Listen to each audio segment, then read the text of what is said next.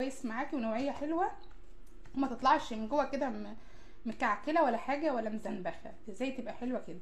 اولا لما تيجي تختاري الكرنبايه تتك عليها من هنا كده، ما تكونش مكتومه قوي، يعني ايه، يكون فيها فراغ شويه كده ماشي، عشان ما تطلعش معاكي ايه كتل من جوه. تاني حاجه لما تشيليها كده لفوق كده تحسي ان هي تقيله، يعني مش مفرغه وفاضيه من جوه. الكرنب البلدي ده اطعم والذ. بتعرفيه ازاي؟ الورقه بتاعته بتبقى عريضه قوي وطويله، عن تكون صبحه كده، مش ورقها اصفر تبقى غايبه ولا حاجه.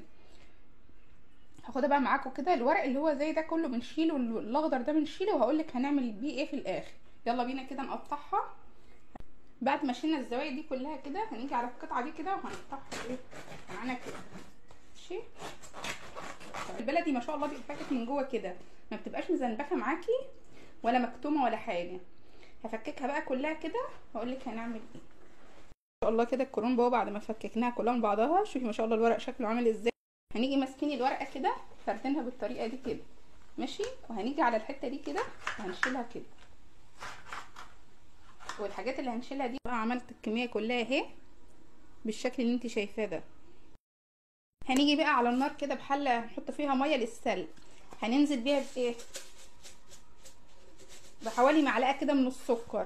ايوه سكر، انت سمعتي صح مش ملح. اولا السكر بيخلي الورق ما ينهريش